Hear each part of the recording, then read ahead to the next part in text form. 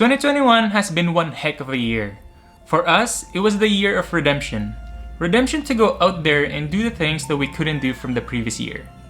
We cannot believe that it's that time of the year again where we recap fun and exciting moments. It felt like 2021 just flew right by, but I guess that proves the saying that time goes faster when you're having fun.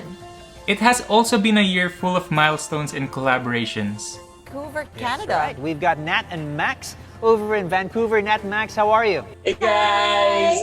Oh, I love it! In unison! Hey, Nat and Max. Really excited to have both of you here. I'm a huge fan of your channel. So without further ado, let's rewind back to January. When pondering upon how we should kickstart 2021, our thoughts have always revolved around travel and food. And during that time, the restrictions from 2020 has made its way to 2021. But we found a way to enjoy cuisines from other countries without leaving the city. It felt like we made our way to Japan as we experienced the first bullet sushi train in Vancouver, and as well as eating in the streets of Taiwan by visiting Memory Corner. Winter has also officially begun as we spent a day snowshoeing in one of the closest ski resorts in Vancouver. The snowshoeing adventures continue into February as we visit Mount Seymour Ski Resort for the first time. This nearby mountain from Vancouver was already a winter wonderland by this time of the year, and we knew it was going to be a tad cold. So we packed a thermos of Nat's homemade hot chocolate and drank it while enjoying this beautiful scenery in the mountains. While we love Vancouver, we felt the need to see and experience something new during this time. So we packed our bags and drove 5 hours east to Sun Peaks Ski Resort. Sun Peaks has instantly blew our minds as soon as we arrived. Look how thick that is. This place looked like it was cut out straight from a storybook with their European-style architecture and local shops. Until now, we're wondering why we haven't gone to this place sooner. The snow's so thick, it looks like a mattress. Had a bit of a laugh while struggling to cook our fondue. It was our first time, by the way, before calling it a night. I can see it. Where did it go? The fun continued over to the second day as we crossed off another item on our bucket list. We've gone for an hour-long dog sledding tour across the beautiful cross-country forest of Sun Peaks. While that was extremely amazing, we'd say the best part was meeting the pups that took us along for the journey. Yeah, King.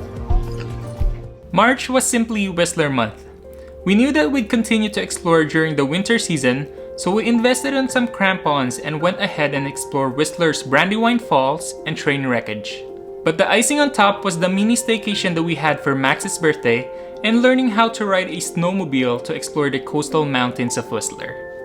We thought driving to Sun Peaks for 5 hours back in February was already a lot of driving. But we found ourselves going out for 6 hours east to British Columbia's Cariboo region to have an off-grid getaway in April. We just couldn't help ourselves from exploring. It's just nice waking up to a morning like this that you could just hear absolutely nothing. The ranch was completely isolated with no cell service. It was the ultimate way if you're looking to disconnect yourself from the world. It was a little strange in the beginning, but we grew fond of it. We got to soak ourselves as much as we wanted in our private hot tub. Best weekend spent ever. And later meet the owners of the ranch and their animals. Oh, also, not exactly on our bucket list, but we also got to milk a cow for the first time. As the weather starts to get a bit warmer in May, we kick-started a new series and explored some of the best places for camping in British Columbia. We were so excited to get started because none of us has really experienced camping before. It started snowing. So after doing a little bit of research, we bought all the necessary equipments from Amazon and dove right into the camping lifestyle.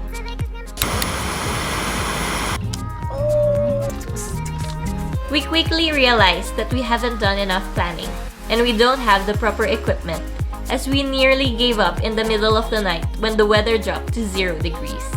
We then just laughed it out in the morning and continued our quest on exploring beautiful places to camp in British Columbia. We found that each camping spot in our province offers something unique that would make you want to go camp there. We drove 3 hours north to Lillooet to camp at a recreational campground by the beach of Lillooet Lake. One fell. I'll give it to the bear. And also to a beautiful campground in Squamish called Alice Lake.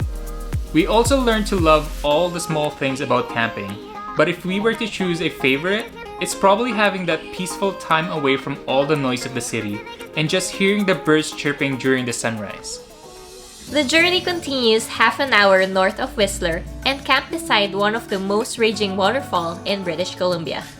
And before May ends, we decided to change it up a little bit and camp east of Vancouver to Harrison Lake, the largest lake in the southern coast mountains of Canada. And we finish off our camping series with a trip to Cultus Lake Provincial Park. We made the most out of the sunshine and played a game of mini golf, before discovering that the campsite we booked had a small path to the beach. We then spent the rest of the time gazing at the lake before it got dark and started to rain. We have our own beach! With the consecutive camping that we've done over the past month, we knew we needed a bit of a break. And it was also the perfect time as I prepare a surprise for Max for our 5-year wedding anniversary. She had no clue prior to the day. Little did she know that I've prepared an array of surprises for her on our special day. We got picked up by a luxury vehicle and met our guide Jose in the morning. And he took us to see the beauty of Shannon Falls as a warm-up before driving to Squamish Airport to go on our very first private plane ride over the mountains of Whistler. Are we going to ride this one? This was probably the best way to see the beauty of the mountains, especially on a clear day and the snow caps glistens with the sun. It was such an amazing time. We then finished off our day by having a relaxing gourmet picnic at Horseshoe Bay. The weather was extremely beautiful during this month, and we couldn't help but think of where we should explore more of British Columbia. That's when we stumbled upon these historic tunnels and decided we had to see it with our own eyes. Jumping a bit to the future, it breaks our hearts that due to the recent weather calamities, that the Tofino tunnels were severely damaged. It's times like this that we're very thankful of the opportunity to document our trips, and we get to preserve not only our memories, but the memories of the places we've been to. The peak of summer has arrived, but it also came with something that we haven't seen in British Columbia before. Record-breaking heat waves, temperatures as high as 40 degrees Celsius. But as you know us, these things doesn't really stop us from exploring, so we still pushed ahead with our summer road trip to a place we've never been before, the Okanagan Valley. First stop of the road trip is Osoyoos, one of the hottest and humid places in BC. We're talking about deserts, rattlesnakes, and actual cactus living on outdoor soil. We had a lot of fun trying out the different food Osoyoos has to offer. It's as big as my face. As to exploring, we had to take breaks every now and then because it was literally burning hot. Regardless, we were still able to explore the beautiful town of Osoyoos. Next up was an hour north of Osoyoos to a city called Penticton. It's a nice place. Look at this view. We spent the morning going on an ATV ride around the beautiful mountains of Peachland. Help! And with all this heat, we knew we had to find a way to cool off. And thankfully, Penticton has a 4-mile-long lazy river that took our body temperatures down to the sweet spot. Oh, we just had to share the river from time to time with the locals. You see the bus over there? Huh? We spent most of our days and tried to make the most out of Kelowna, the biggest city in the Okanagan Valley. From exploring the outbacks with a horse to being pulled by a boat while hanging on a giant parachute to see a bird's eye view of Kelowna's waterfront. But we knew we couldn't leave the Okanagan without exploring what it's widely known for. We went on different kinds of tastings from fruit beverage to classic wine pairings. Wow, it's so good. Oh, also, we found out that we have kangaroos here in Canada and couldn't pass on the opportunity on meeting them. And last but not least, we spent a night an hour north of Kelowna to a city called Vernon, which turns out having some of the best apple juices we've ever tasted.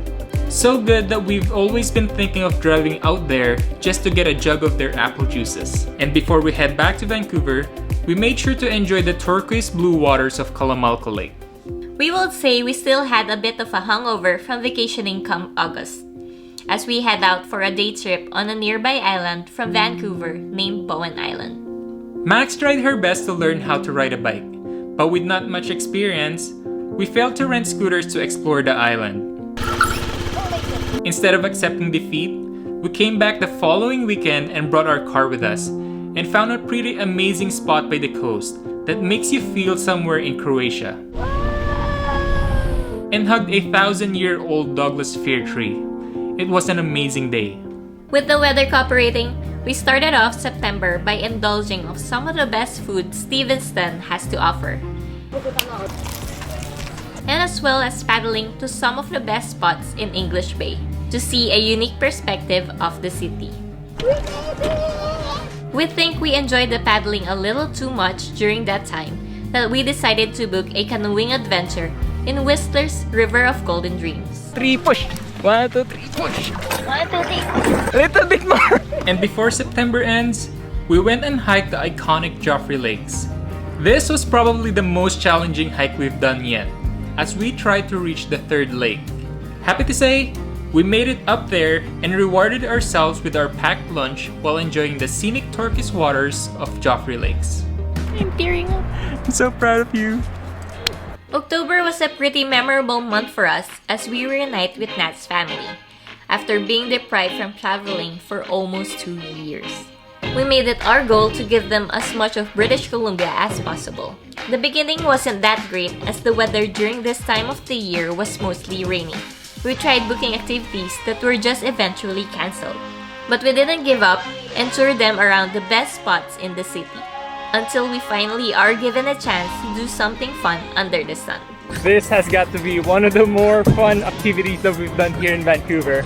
Every time someone visits us, we always make sure to bring them to one of our favorite towns in British Columbia, the town of Whistler. We brought them up to Sea to Sky Gondola to have the view of the Howe Sound. It's all worth it. Look at this. And as well as bringing them to some of the best spots we know in Whistler. 2 years is really long, and we've explored so much in this province that we wanted to share with our family. That's why for this visit, we wanted to make sure that they experience something new and different. So we hopped on a ferry and drove to a beach town known as Tofino. There, we had a chance to paddle by the harbor islands of Tofino and spend as much time as we wanted by the warmest beaches of Canada. We started November with a trip to Fraser Canyon and explored 3 amazing destinations in the region. All 3 destinations were historical here in British Columbia, which makes the trip even better. The best highlight of the day was when we got the chance to play target shooting with a pumpkin while in a gondola. During this time, there was also an amazing deal in Vancouver hotels, so we took advantage of it and shared with you guys how we did it. Finally, December came, which was very exciting and festive as we boarded our first flight in over 2 years.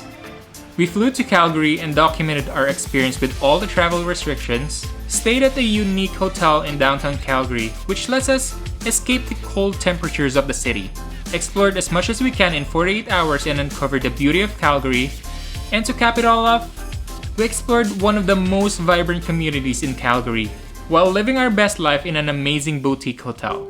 Like what we said in the beginning of this video, 2021 was one heck of a year. It's crazy how much you can pack and accomplish in a year and still feel that it went by too quickly. That only means we still wanted to do more explorations and uncover more beauties of traveling. Thank you all for being part of our 2021, and cheers to an amazing 2022.